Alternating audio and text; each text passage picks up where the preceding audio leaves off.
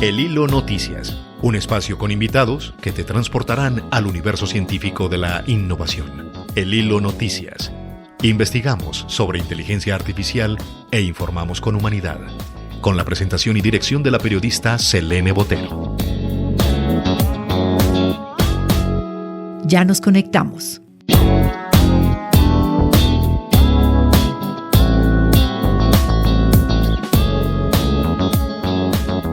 Es un gusto darle la bienvenida a la periodista y politóloga argentina Ana Paula Balaco. Les comparto un breve perfil de nuestra invitada. Community Manager de Journalist AI. Cuenta con el apoyo de Google News Initiative. Lidera actividades y trabaja por una adopción responsable de las tecnologías de la inteligencia artificial en el periodismo alrededor del mundo.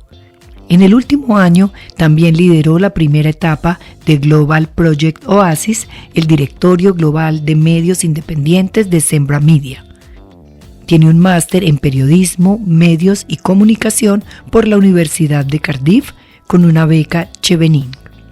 Damos inicio entonces a nuestra conversación agradeciendo a Paula Balaco su tiempo y atención a este espacio. A propósito, ¿te encuentras en qué ciudad en este momento? En este momento estoy en Buenos Aires, Argentina. Bueno, pues entonces estamos en un diálogo Medellín-Buenos Aires. Paula, en la actualidad eres la Community Manager de Journalism AI, un proyecto global que permite a las organizaciones de noticias utilizar la inteligencia artificial de manera responsable. ¿Cómo ves en la actualidad la integración de la IA en los medios de comunicación? Sí, la verdad creo que la inteligencia artificial ha llegado como un tsunami de alguna manera a transformar casi todos los espacios de trabajo, especialmente aquellos que cuentan con tecnologías y en nuestro caso, en el caso del periodismo, que trabajamos con contenidos, con información, es realmente bastante importante lo que ha sido el impacto de la inteligencia artificial. La adopción en general es bastante desigual. Nosotros trabajamos en Journalism AI, que es una iniciativa que nació en el 2019 con un reporte donde por primera vez investigábamos qué era lo que estaba sucediendo en cuanto al uso de la inteligencia artificial en los medios, que fue uno de los primeros reportes, uno de los primeros análisis a nivel global de esta cuestión. Y desde ese momento nos propusimos como objetivos acompañar 3 ejes principales que tenían que ver con la colaboración, la experimentación y la capacitación. ¿Por qué? Porque ya desde ese momento se empezaba a ver esa gran desigualdad entre medios que tienen recursos, que tienen equipos, que han tenido un liderazgo, quizás que apostó por la inteligencia artificial desde sus inicios y que entonces han generado una cultura alrededor de la adopción de la inteligencia artificial en las redacciones, y muchos medios que obviamente en un contexto bastante complejo para la industria periodística, porque tampoco hay que soslayar eso, el hecho de que realmente el periodismo viene con varias tormentas que capear, entre ellas vino la inteligencia artificial como algo que sí revoluciona en todos los aspectos del periodismo, desde cómo obtenemos las noticias, desde cómo las producimos, cómo las distribuimos, cómo interactuamos con nuestras audiencias, etc.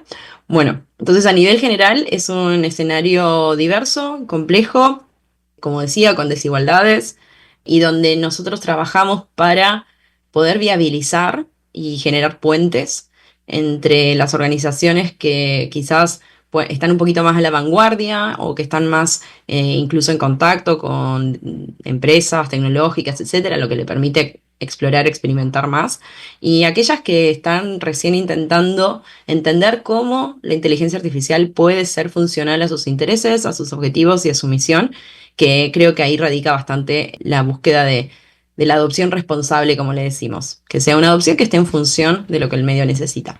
Decía en la presentación que trabajas por una adopción responsable, y lo estamos hablando justamente en este momento, de las tecnologías de la inteligencia artificial en el periodismo alrededor del mundo. ¿Cómo se logra adelantar esta gestión?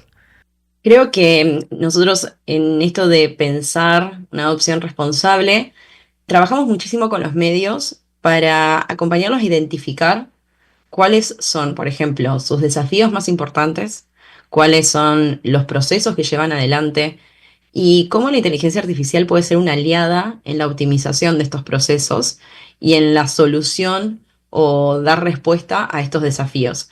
Pero en general, todo lo que tiene que ver con la gestión de la inteligencia artificial responsable tiene que ver específicamente con que los medios puedan darse el tiempo, generar incluso procesos internos de reflexión, de conversación honesta, y que, por ejemplo, se identifiquen cuáles son las necesidades que tienen los redactores, los editores, los líderes del medio, donde la IA se puede aplicar y se aplica de una manera que, por ejemplo, los sesgos asociados en cómo estas tecnologías están construidas no interfieran o no pongan en duda o en jaque la reputación del medio, digamos, o que no sea a futuro un costo en lo que tiene que ver con los grandes valores del periodismo, que tiene que ver con la confianza y la alineación de lo que hacemos con nuestra audiencia, ¿no? Entonces, por eso siempre volvemos mucho, cuando hablamos de responsabilidad, a pensar esos desafíos, a identificar dónde nosotros estamos teniendo como esos cuellos de botella dentro de la organización, que en aquellas cosas que son también repetitivas, que son rutinarias, que donde realmente los periodistas pueden delegar de alguna manera, que siempre va a tener que tener observación, porque otra cuestión de la adopción responsable de la inteligencia artificial tiene que ver mucho con la supervisión humana sobre estos procesos, la iteración, la evaluación de cómo funcionan y qué tanto ayudan. Pero bueno, volviendo siempre a identificar hacer un proceso más de análisis sobre la organización y no adoptar inteligencia artificial solamente por adoptar. Entender que tienen limitaciones, que son tecnologías construidas de maneras específicas, con datos que muchas veces están sesgados o reproducen sesgos y estereotipos, o que pueden poner en jaque temas de seguridad, privacidad, digamos. Entonces, como todo ese tipo de cuestiones son aspectos a tener en cuenta en esta adopción responsable. Para que la audiencia tenga también un contexto de toda esa experiencia que tú tienes para abordar los medios y saber las desigualdades también que hay entre los grandes, los pequeños, los emprendedores. Tú participaste en la primera fase de la creación del Directorio Global de Medios Independientes de Sembramedia. ¿Qué nos dirías de cómo están los medios independientes en el uso de la inteligencia artificial en sus redacciones, por pequeñas que éstas sean? La verdad que creo que hay un punto bastante interesante en lo que es el surgimiento de la IA generativa o más que nada la democratización del acceso a la IA generativa. Entonces, ya con el surgimiento público, en realidad, porque OpenAI ya estaba trabajando en diferentes productos previos, pero lo que fue ChatGPT en el 2022, a finales de 2022, ahí sí se dio como una aceleración en lo que es la adopción. ¿Por qué? Porque antes, principalmente la inteligencia artificial tradicional, o sea, la que se usa para procesar, por ejemplo, grandes bases de datos, la que venía acompañando a los proyectos de investigación más innovadores, etcétera, estaba siendo utilizada principalmente por grandes redacciones de medios tradicionales. En Argentina, por ejemplo, los casos como La Nación siempre fue un medio que estuvo bastante a la vanguardia en esta adopción de tecnologías. Y después sí un puñado de medios pequeños, innovadores. Por ejemplo, bueno, a mí me pasó de estar en Chequeado para el momento del surgimiento del área específica que empezaba a trabajar con inteligencia artificial, pero también hay otros ejemplos de otros medios a nivel internacional, que pequeños, medianos, independientes, muchos de investigación, justamente, o que trabajaban bastante más en periodismo de datos, y que obviamente estas primeras herramientas, que justamente viniendo con el avance en las capacidades de procesamiento y etcétera, que empezaron a hacerse accesibles para aplicar inteligencia artificial sobre contenido periodístico o de interés periodístico, bueno, eran pocos. Entonces, hoy en día, en cambio, volviendo a lo que pasa hoy, la posibilidad que todos tenemos de incorporar desde pequeñas o pequeñas pero con gran impacto, digamos, de uso de ciertos prompts en ChatGPT para, por ejemplo, medios que están utilizándolo para optimizar sus copies para redes sociales o que lo están usando para mejorar sus textos, que están utilizando generadores de imágenes para ilustrar sus contenidos o incluso generar videos o multiplicar los formatos en los cuales su tipo de contenido puede llegar. Son algunas de las experiencias que medios más pequeños, que quizás de vuelta no han tenido previamente la experiencia de contratar un desarrollador, que sabemos que es especialmente costoso, pero que de repente ahora con estas herramientas que son bastante más accesibles, donde hasta incluso se pueden generar automatizaciones con código que ChatGPT o Claude responde, realmente ha puesto en estos pequeños medios nuevas oportunidades. Mencionabas un poco lo que era Proyecto Oasis, que es un proyecto que viene apoyándose en un desarrollo de Sembramedia para entender cuáles son los aspectos que permiten que los medios crezcan. Nosotros ya habíamos visto en investigaciones previas que los equipos de tecnología dentro de los medios independientes estaban acompañando mucho lo que era el aumento de fondos o las posibilidades que tenían en diversificación de financiamiento.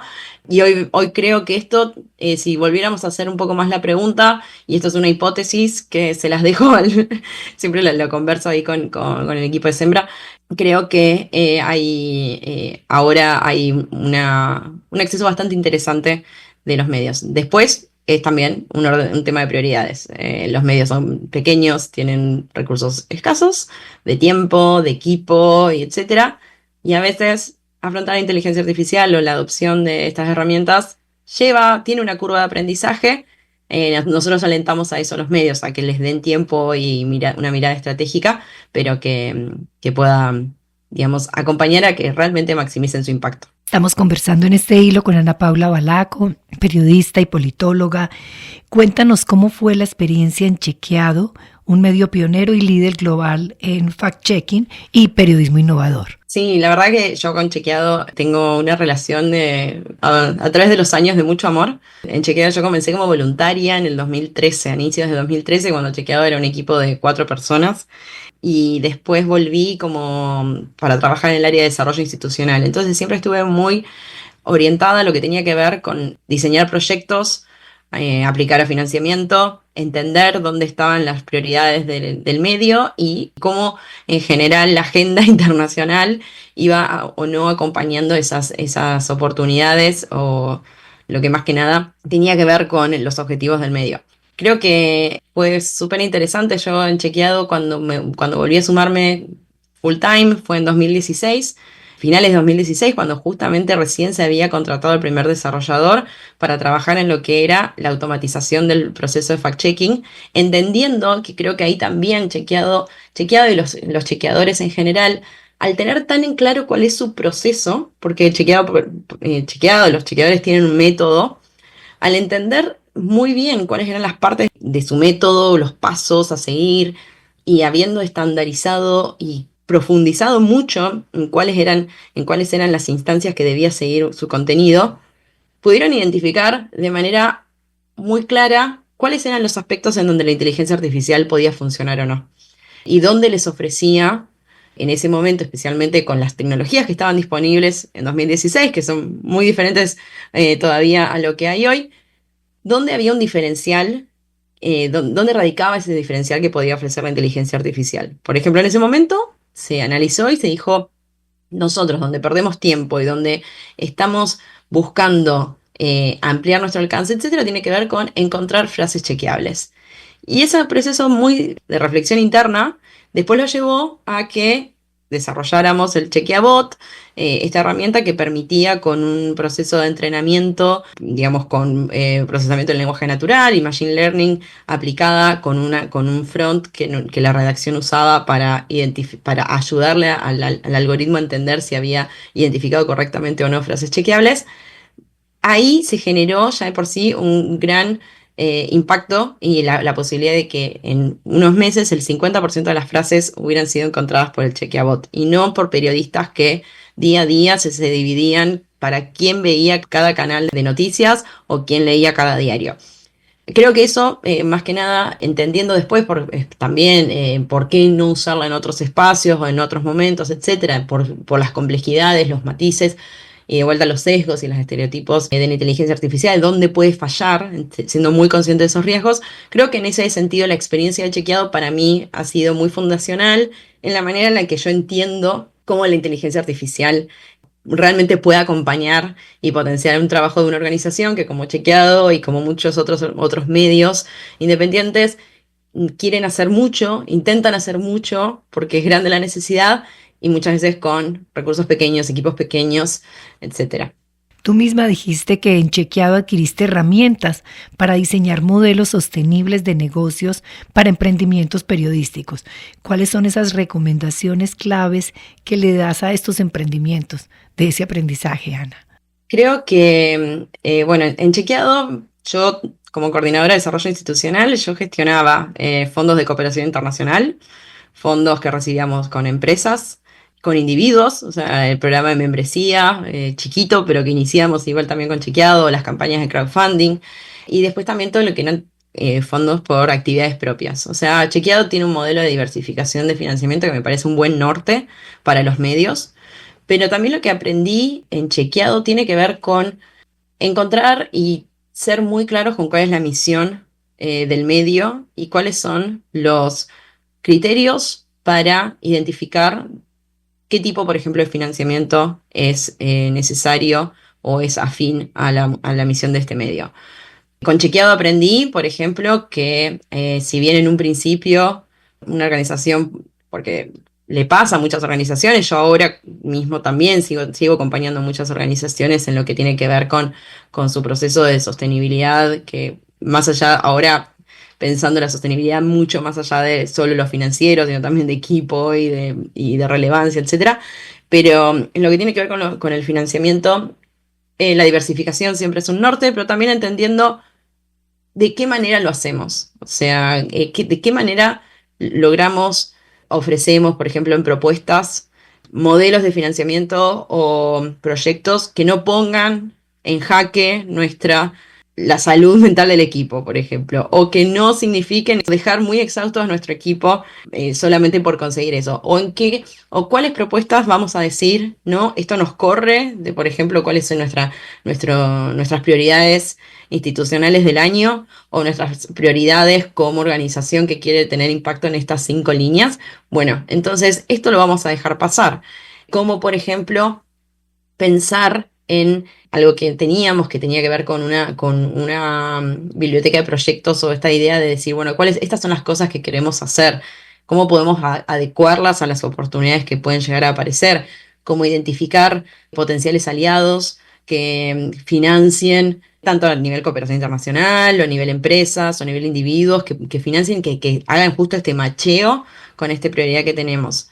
Pero creo que eso fue una buena escuela para entender. Obviamente que después hay medios que hacen publicidad, Chequeado no hacía publicidad, porque justamente sus objetivos eran otros, pero en este proceso de alinear mucho la búsqueda de financiamiento y la búsqueda de actividades o de los compromisos a lo que el medio prioriza y cuáles son sus no negociables, digamos. Tú cumples más de 10 años de experiencia en el sector corporativo, académico y social, liderando diferentes equipos, trabajando en innovación social y capacitando personas y emprendedores sociales. ¿Cómo aplicas la inteligencia artificial en estos equipos? Es decir, de esa experiencia periodística, ¿cómo la traes y la pasas también a estos otros proyectos? Creo que ahí va todo en temas de optimizar. Y de vuelta siento que esta matriz de identificar cuáles son los procesos, dónde están los cuellos de botella, como decía, pero también los dolores, ¿no? Que siempre mencionamos un poco de los proyectos y las audiencias. Y ahí hacer hincapié en qué herramientas están disponibles. Hay veces que los equipos que acompaño, las organizaciones tienen problemas de organización. Entonces, de repente es pensar, a veces no tiene que ser inteligencia artificial, porque creo que también hay una cuestión muy clave a nivel general en los proyectos de que muchas veces no es la inteligencia artificial lo que resuelve el problema. Pero, por ejemplo, hoy en día sí uso muchísimo temas como herramientas como ChatGPT o Gemini, que ahora lo tengo, o sea, lo tengo integrado en Google Drive, para algo sencillo como de una conversación de WhatsApp, ordenar cuáles fueron los temas prioritarios que queremos accionar. O de las reuniones que tenemos, sí, usar transcripciones y poder tener los puntos importantes como para agilizar todo lo que tiene que ver con el seteo de prioridades. Creo siempre que la mejor herramienta que se puede usar es en realidad la que la gente usa y la que la gente, donde la gente se sienta cómoda. Hay veces que, y eso es un gran problema en general en muchos equipos, que tiene que ver con la adopción. A veces decimos, bueno, vamos a usar Slack para tener estas conversaciones y la comunidad con la que está trabajando, el equipo no usa Slack. Entonces, en vez de frustrarse o forzar conversaciones, etcétera, decir, bueno, ¿cuáles son otros espacios que sí se usan? ¿Cómo los podemos optimizar? Después, nada, uso bastante temas y acompaño a organizaciones que usan gestión, por ejemplo, de redes sociales o cuestiones como la inteligencia artificial de Canva hoy en día, porque para generar imágenes, etcétera. Nada, pero realmente es buscar de qué manera estas herramientas pueden acompañar, procesar eso. También, por ejemplo, he acompañado en el uso de ChatGPT o DeepSeek para que revise documentos y te entregue, bueno, estos son tus prioridades. Si yo tengo este brief y tengo esta reunión, ¿cuáles puntos no puedo olvidar mencionarle? ¿Qué es lo que le puedo ofrecer a este potencial cliente? Hay un montón de cuestiones en las cuales pueden asistirnos, de vuelta no reemplazarnos, pero asistirnos que me parece que son muy interesantes y que de vuelta, siempre pensando que son iniciativas con mucha voluntad de impacto y que a veces no se condice con la cantidad de recursos que tienen, puede ser bastante significativo el impacto. Estamos en este hilo con la periodista y politóloga Ana Paula Balaco. Ella también es Community Manager de Journalism AI y tu maestría se enfocó en realizar y analizar las características y desafíos del escenario de medios hiperlocales en Latinoamérica. Ya hablamos de los medios globales, ingresemos a Latinoamérica. ¿Cómo fueron esos hallazgos en tu maestría? Fue un proceso muy interesante. Yo mi maestría la realicé en la Universidad de Cardiff, en JOMEC, que es la Facultad de Periodismo, Medios y Comunicación. Y justamente JOMEC tiene un centro que se llama para las noticias comunitarias. Mi profesor y mi tutor de tesis es especialista en periodismo hiperlocal, el periodismo hiperlocal como entendiendo que tiene desafíos muy particulares y específicos a este objetivo y a esta circunscripción geográfica que se quiere hacer, teniendo en cuenta que son medios digitales, que lo cual antes hacer periodismo local o sea, era como mucho más racional cuando estabas imprimiendo contenido o lo transmitías solo en un medio en televisión, en una cable local. Hoy en día, hacer periodismo hiperlocal en un contexto global es complejo porque los recursos que se necesitan son los mismos, hay un problema de escalabilidad del financiamiento, digamos. Digamos, es un gran desafío para que se entienda a lo que voy. El periodismo hiperlocal, al contrario, dice, no, vamos a mantenernos acá, vamos a priorizar una agenda local y eso significa, por ejemplo, trabajar con financiamiento que está solo disponible en la comunidad, competir con financiamientos con medios que tienen más cobertura, que tienen otros tipos de objetivos y que tienen otros tipos de audiencias. Entonces, siempre con modelos que monetizaban a partir de la audiencia, la verdad que el periodismo hiperlocal es un poquito, va un poco en contra de la lógica del medio, hacer un periodismo para menos gente, cuando parecía que, por ejemplo, por publicidad necesitabas masificar la audiencia. Sin embargo, entonces, lo que pasó, obviamente, además con la crisis del financiamiento, etcétera, es que en los últimos años el periodismo hiperlocal ha sufrido muchísimo. La desaparición de los medios locales, que está muchísimo más estudiada en Estados Unidos, en Europa, justamente en el Reino Unido está muy estudiado, por eso también están surgiendo bastantes propuestas y ahí es donde está mi interés en estudiar allá. Conceptos como los desiertos de noticias, que después se empezaron a estudiar, por ejemplo, bueno, en Colombia tienen un buen trabajo del clip y de consonante, pero en Argentina recién habíamos tenido el primer estudio en 2021 sobre desiertos informativos.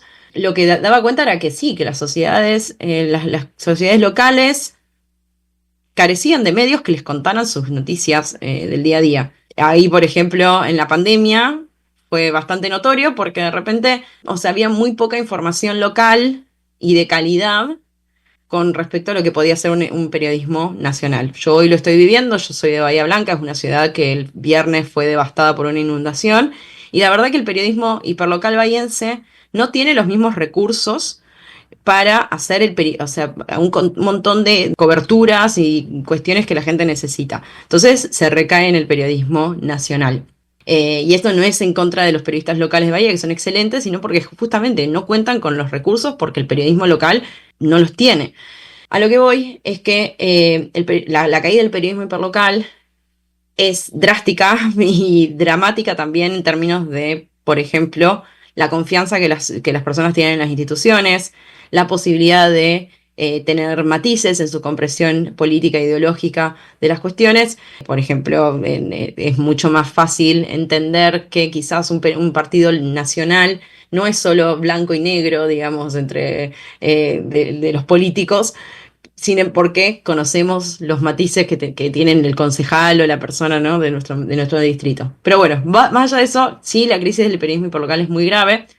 Lo que fui aprendiendo mucho tenía que ver con esto, con muchos que recaen en quizás prácticas como un poco menos ortodoxas, como por ejemplo hacer SEO y generar visitas con quizás contenidos que no tenían que ver con hacer mucho backlink y mucho de generar, no sé, anuncios nacionales que no tenían mucho que ver, pero que les permitía posicionarse bien y adquirir visitas. O después sí, mucha dependencia de subsidios y de fondos del gobierno nacional o locales o provinciales, una de mis conclusiones de mi trabajo es que, o sea, que muchas veces en Latinoamérica en particular, los fondos gubernamentales son un poco mal vistos, pero sin embargo los medios que más diversificados tenían sus modelos eran aquellos que recibían fondos de gobiernos. Entonces, pensar también los fondos de gobierno, si lo pensamos más de una mirada estratégica, interpretar que contar con un reaseguro, porque generalmente los fondos de gobierno son de los fondos más previsibles y que pueden ser parte de un presupuesto, una proyección de presupuesto un poco más certera, eran esos fondos los que les permitían a los medios trabajar con más tranquilidad para, por ejemplo, buscar pauta, acercarse con propuestas comerciales a potenciales aliados, desarrollar otros proyectos, etcétera.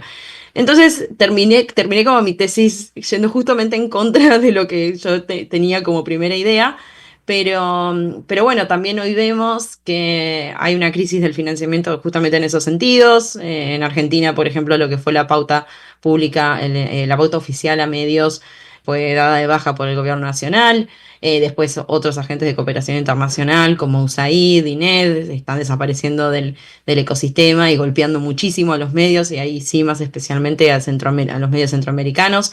Todo lo que eran los intermediarios, organizaciones intermediarias que distribuían esos recursos también se vieron imposibilitados de hacerlo. Entonces, pone la verdad en una situación bastante compleja. Hay una promesa también para el periodismo hiperlocal y para el periodismo general que tiene que ver con la audiencia o las membresías, suscripciones, etcétera, pero son costosas y son también costosas en términos de recursos que se tienen que asignar para gestionar esos fondos. Entonces no es tan sustentable a veces para los medios. Pero bueno, la verdad como que sigue a nivel general teniendo esa crisis, porque también al mismo tiempo hay un periodismo que está puesto muy en jaque, muy en cuestionamiento por muchas fuerzas. Entonces mismo hasta anteriores patrocinadores o sponsors en los medios se están retirando de acompañar a medios, y quizás lo que antes destinaban a pauta lo dan a un influencer, a un canal de streaming, a otros espacios. Entonces la sangría, digamos, la hemorragia de financiamiento es bastante fuerte. El reputado periodista que justamente es de tu país, argentino, Álvaro Liuzzi, decía en este mismo hilo, en un capítulo anterior con él, explicaba que tal vez esos medios hiperlocales son los que más podrían combatir, si se me permite el término, a la IA, porque son los que están face to face con la comunidad y que allí es donde es potente el periodista, porque el periodista tiene temor. Yo hablo con ellos, soy periodista, y me dicen de medios grandes y de chicos, la IA nos va a sacar de escena. Y Álvaro Liuzzi decía, y mira que los medios hiperlocales tendrían que ser los Goliat, los más poderosos. ¿Qué opinas tú, Ana? Sí, coincido con esa mirada. Creo que, y perdón si traigo de vuelta el ejemplo de Bahía, pero es algo que justo hoy me está interpelando mucho y me está llevando a muchas reflexiones acerca del rol del periodismo. La verdad, la única forma que tenemos de enterarnos, por ejemplo, de cómo está una comunidad que fue totalmente anegada, es que llegue alguien que está haciendo periodismo y que hoy por suerte lo puede hacer quizás con un celular y subirlo rápidamente a redes. Entonces ahí todavía radica la creación de información original, que básicamente es lo que la IA no puede reemplazar. La inteligencia artificial puede generar contenido o texto, es lo que siempre decimos, como por ejemplo lo que puede ser una respuesta de ChatGPT a una consulta, puede generar algo que se asemeja, que en función de estructura y de respuesta a nuestras inquietudes o necesidades de un output, un producto que se asemeja muy bien a lo que nosotros necesitamos, pero esa en ningún caso es información nueva. Entonces, en la creación de información es donde va a radicar siempre el valor del periodismo. Ahí por eso sí va a ser, cuando muchos periodistas vienen y me dicen, nos va a reemplazar la inteligencia artificial, etcétera, creo que también tiene que ver con, bueno, pero ¿cuáles son tus funciones hoy? Si tu función es adaptar una nota a un contenido audiovisual, a ver, si no produjiste vos el contenido y si no estuviste en eso, probablemente te pueda reemplazar. ¿Dónde no va a poder reemplazarte? En, por ejemplo, la jerarquización de esa información. En, por ejemplo, entender cuál va a ser la mirada, la perspectiva, la curación que vas a hacer. Obviamente muchas de estas cosas se está mejorando incluso mucho la inteligencia artificial, ¿no? Tampoco estoy diciendo, hay cosas que todavía no sabemos ni siquiera de a dónde va a llegar la inteligencia artificial, y tampoco quiero caer en argumentos que hoy en día usan las empresas tecnológicas simplemente por necesidades de negocio. También hay, pero bueno, más allá de eso, entender esto, que el rol del periodista tiene que ver con justamente identificar qué es lo que su audiencia necesita saber. Y a mí la definición que me encanta del periodista es que es una persona que está empeñada en explicar aquello que no entiende. La verdad que creo que la inteligencia artificial, al contrario, explica sin entender, pero no va a tener ni alma, ni motivos, ni una misión. Después, bueno, vamos a ver si nosotros podemos defender el periodismo más allá de la IA, y que ahí es otra conversación. Ahí mi preocupación va por otro lado, no específicamente por inteligencia artificial. Hablemos ahora de tu gestión en Journalism AA, un proyecto que busca contrarrestar las desigualdades de los medios de comunicación social en torno a la IA. ¿Cómo es esto posible? ¿Qué están haciendo? Nosotros, como te contaba, en nuestra primera investigación, que trabajamos con 50 y pico organizaciones, después cuando dijimos, bueno, lo que falta es colaboración, capacitación, experimentación, dijimos, bueno, ¿cuáles van a ser las mejores maneras de ofrecer esto? Se estableció primero un espacio de colaboración entre redacciones para experimentar, que fue un collab, que hoy en día es la Fellowship. Es un programa que a lo largo de estos casi 6 años ha involucrado a redacciones de muchísimos países, desde organizaciones, por ejemplo, en Argentina, en Colombia, en Paraguay, que han trabajado con organizaciones en Europa, en Asia, en África, todos buscando experimentar, porque tampoco es un espacio muy abierto a que se vea cuáles son los límites de la inteligencia artificial para resolver desafíos que sí encontraban las redacciones en común. La Fellowship, por ejemplo, entonces es un gran proyecto, es un proyecto que además durante todos estos años, todos los años, a fin de año, se genera en nuestro festival. Los equipos comparten sus aprendizajes, sus procesos y disponibilizan mucha de esa información para redacciones de todo el mundo que experimenten o que tengan desafíos semejantes. Ahí entonces creo que se genera dinamizamos muchísimo cuáles son las posibilidades de la inteligencia artificial. Y además la fellowship ha permitido, o sea, en los últimos años, que muchas personas encuentren el espacio de la inteligencia artificial dentro de sus medios y que lideren esas transformaciones. Fellows, por ejemplo, fueron Shane Barrett de Reuters, que hoy en día lidera la iniciativa de IA en Reuters y es una referente absoluta. Entonces, creo que ha permitido esta conformación de una comunidad de practicantes de la IA muy interesante.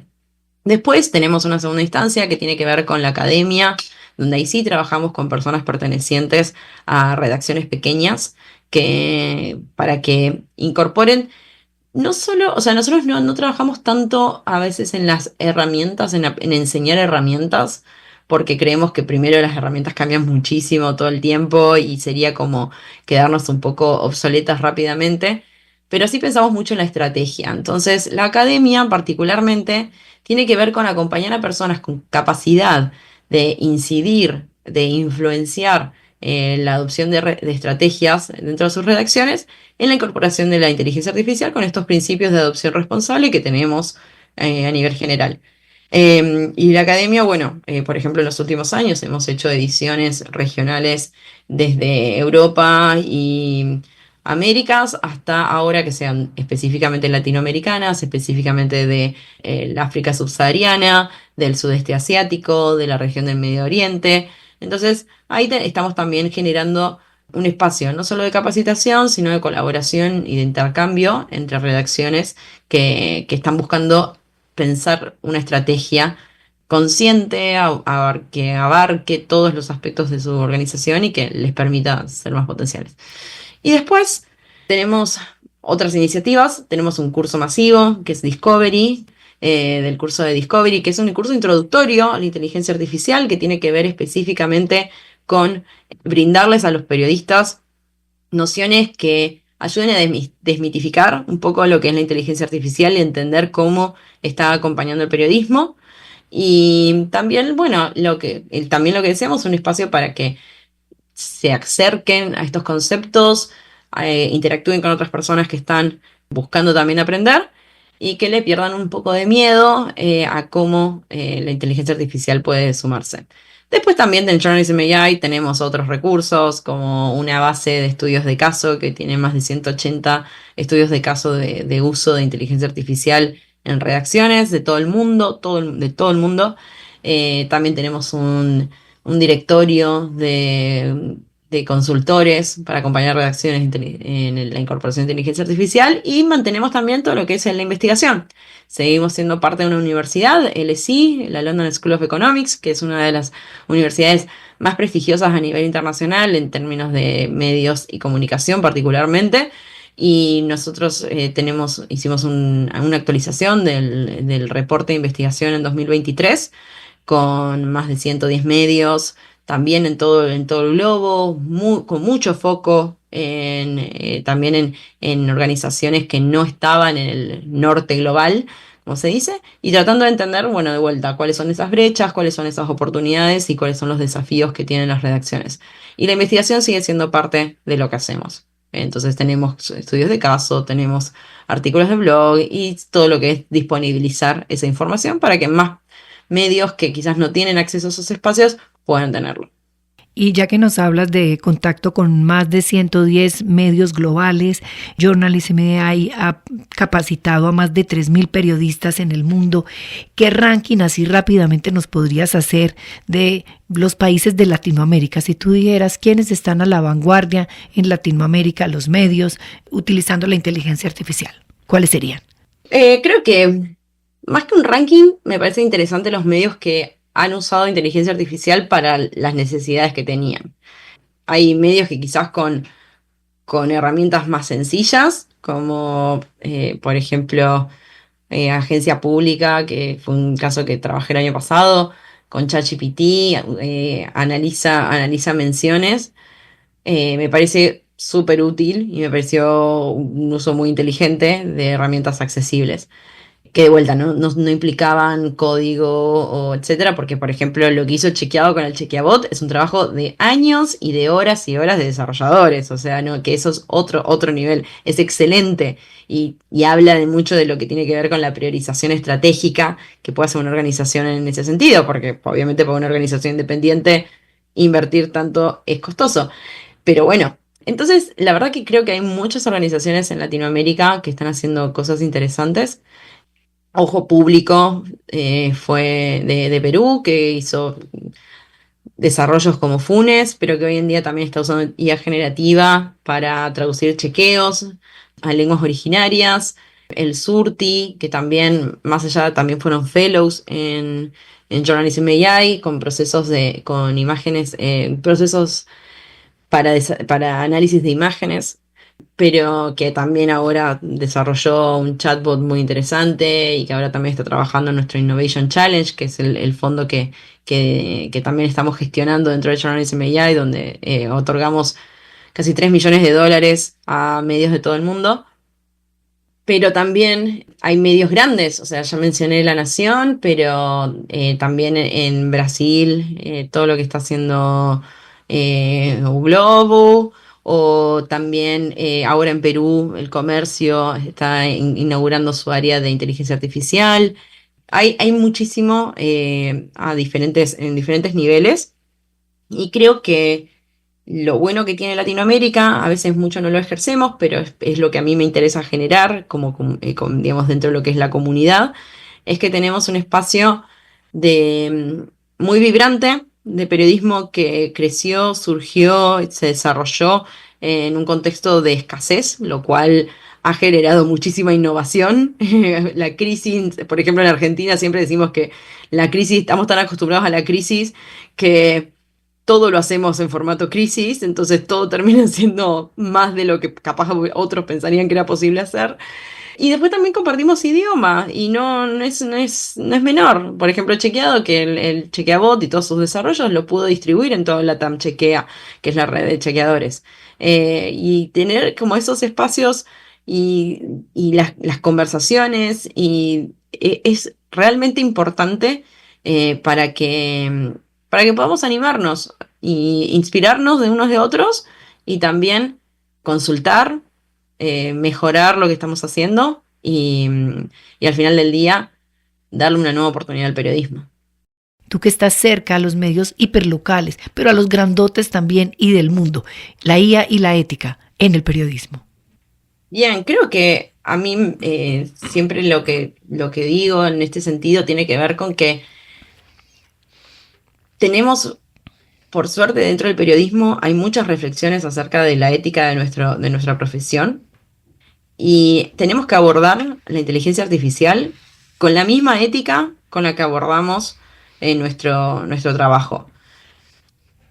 Si la inteligencia artificial obviamente tiene discusiones éticas relevantes, discusiones de gobernanza, de cómo se construyen estos sistemas, de las que no podemos estar ausentes, y ahí creo que hay mucho para que los periodistas entendamos de los debates a nivel global que se están dando sobre la regulación de la inteligencia artificial, de los esfuerzos que se están dando alrededor de, por ejemplo, entender desde los riesgos, pero también las oportunidades y de cómo pueden generarse diferentes desigualdades también alentadas por cómo la inteligencia artificial está construida. Pero bueno, después en lo que es el ejercicio propio de la profesión, traer esa mirada consciente de valores como la honestidad, de valores como la credibilidad, de la relevancia, etcétera, al uso de la inteligencia artificial. Que la inteligencia artificial y toda la adopción esté en función de esos valores y que no un poco nosotros en Argentina hablamos de comernos la curva, un poco, de pensar de que la inteligencia artificial hay que adoptarla y hacerlo a como dé lugar. Recordar para qué estamos haciendo periodismo, cuáles son nuestros objetivos y de qué manera entonces estos desarrollos van a permitirnos alcanzar y dar mejor contenido de relevancia y ser siempre necesarios y adecuados para lo que nuestra comunidad necesita. Entonces, en ese sentido, la ética de la inteligencia artificial tiene que estar siempre a disposición de nuestra ética como periodistas.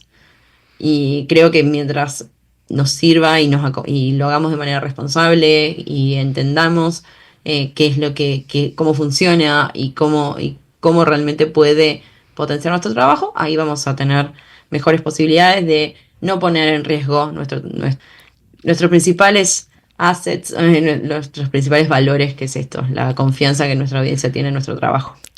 Sé que en nuestros oyentes, quienes nos estén escuchando y sean community manager, no me perdonarían si no le pregunto a una experta como tú, experta desde el periodismo y desde la inteligencia artificial y desde el medio global de este ejercicio y de esta profesión, ¿cuáles herramientas de IA utilizas tú?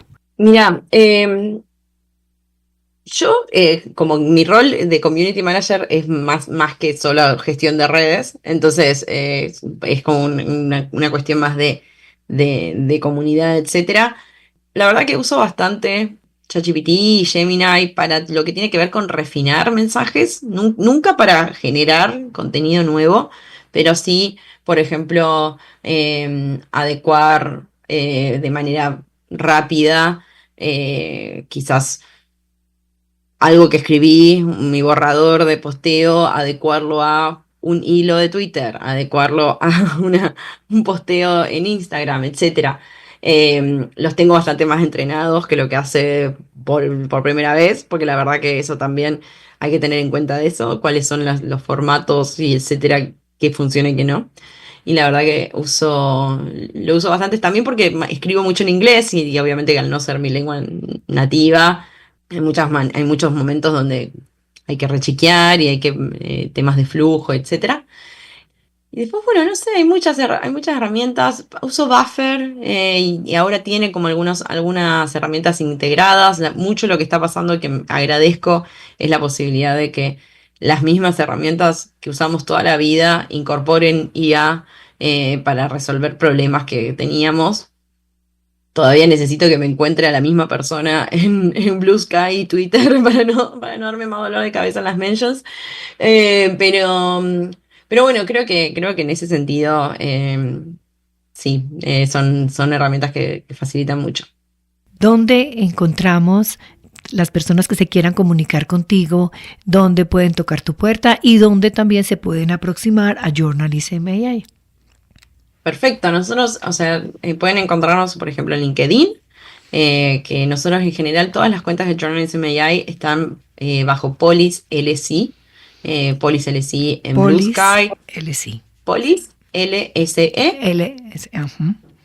Entonces estamos en LinkedIn como Polis LSI, en Blue Sky, en Twitter.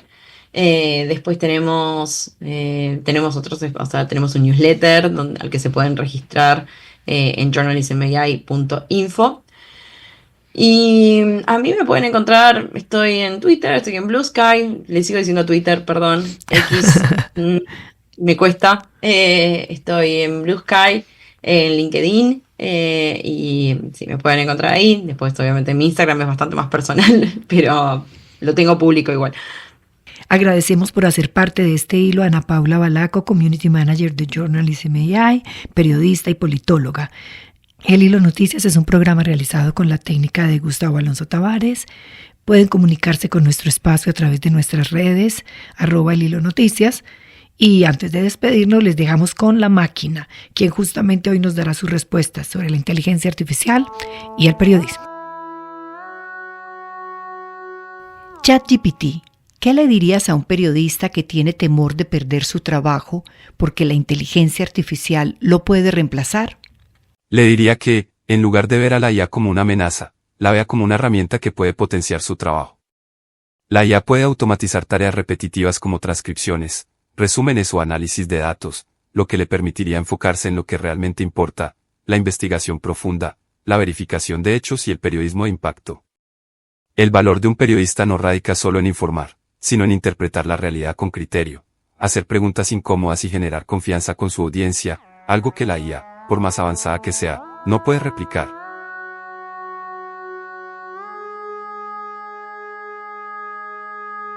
Pero antes, por ejemplo, era necesario que el periodista escribiera bien. ¿Ahora crees que tú, ChatGPT, podrías reemplazarlo porque también escribes bien? Puedo ayudar a redactar artículos, sí, pero no puedo salir a la calle a entrevistar personas, percibir matices emocionales en una conversación o tomar decisiones editoriales basadas en la ética y la intuición humana. La escritura sin criterio, sin profundidad y sin conexión con la audiencia no tiene el mismo impacto. Más que reemplazar a los periodistas, la IA cambiará la manera en que trabajan.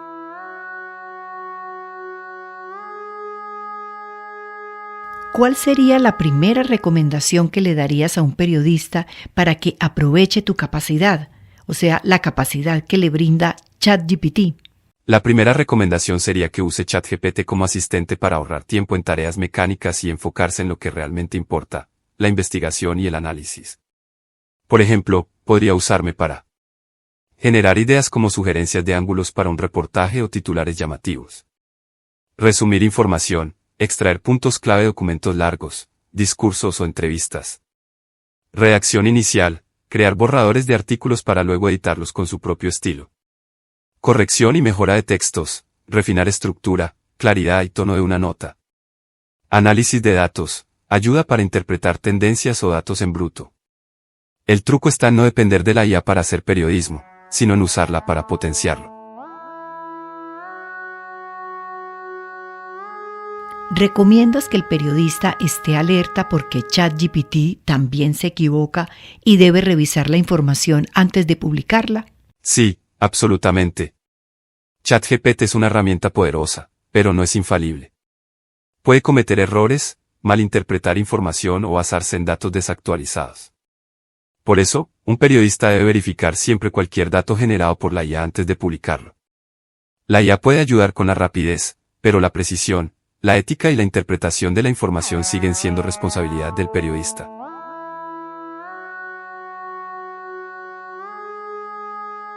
Esto dijo la máquina. La voz que utilizamos ha sido generada con inteligencia artificial del programa Clipchamp, una producción de El Hilo Noticias para Radio Bolivariana.